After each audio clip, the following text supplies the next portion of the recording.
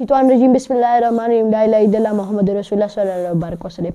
کتونکو سلامونه، زما نوم محمد ابوبکر بختیار خان دی او زه تاسو ته ټول نه پهلې معافي غواړم چې ما دومره ټایم کې یو پروګرام ونه کړو، خو زه ډېر زیات مجبوره شوم چې په دې واقعې باندې یو پروګرام وکړم او زه خبر کوم د پولیس لاین باندې په جومات کې هغه دماکې هغه واقعه. زه په دې واقعې باندې ډېر زیات افسورده یم. یو په خپل د خلک چې کوم مارټرډم شوي دي، کوم شهیدان شوي دي، کوم مړه شوي دي په هغې باندې، او بل چې دا زموږ موسټ سیکیورډ ځای دی، ون آف دی موسټ سیکیورډ ځای دی او خیبر پښتونخوا په مین سټي کې دا دماکه وشوه. نو آی ډونټ تھنک چې ما ته به سیکیورډ فیل کم چې زه په خپل کور کې هم سیکیورډ یم چې زموږ دا پولیسان به ما سیف وساتي.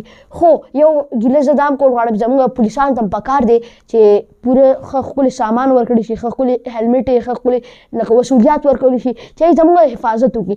د دې لپاره زه ویل غواړم زما ډېر زیات ملګري روریان زما د خیبر پښتونخوا روریان احتجاج شروع کړی دی، نو هغې سره زه تاسو سره کلک ولاړ یم. تاسو چې کوم څه لګیا یې ډېر ماشاءالله ډېر زیات ښه کار هم روان کړی دی. بل دې کې 102 کسان شهیدان شوي دي او د سټارټینګ کې خو زه چې کله د واقعې نه خبر شوم نو 2 کسان پکې زما په خیال شهید وو او نور غونډ پکې زخمي خو اوس غونډ نه شو.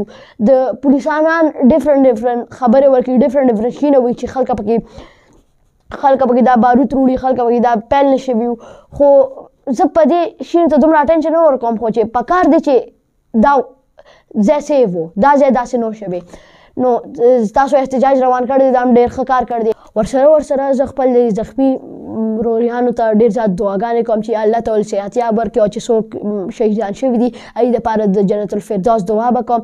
دې سره زموږ یو ډېر زیات نر ډي پي او صاحب سهیل خالد صاحب هغې ټرانسفر وشو او نوی ډي پي او صاحب راغلی. نو زه د دې ډي پي او صاحب ته ټول نه پهلې هرکلی وایم او اینه بعد زه د دې نه امید ساتم چې دوی به هم د دې په نقش قدم ځي او د دې نه به د دې یو ښه کار به جاري ساتي. دې سره چې زموږ کم تاسو پنجاب کې وګورئ، تاسو سند کې وګورئ، د هغوی ته ډېر زیات ښه سهولیات دي د هغوی پولیسانو ته، د هغوی سوټونه، د هغوی هر څه تنخوا ډېر دي. نو زموږ خیبر پښتونخوا ته هم دا پکار دي، زموږ حکومت نه دا مې عرض دی چې دا خیبر پښتونخوا پولیس ته هم زموږ ښه تنخواګانې وله زیاتې کړي، ښه سهولیات ورکړي چې دوی زموږ حفاظت وکړي. او که دا نه کېږي نو زه به د دې په خلاف په ښه خطرناک احتجاج کوم.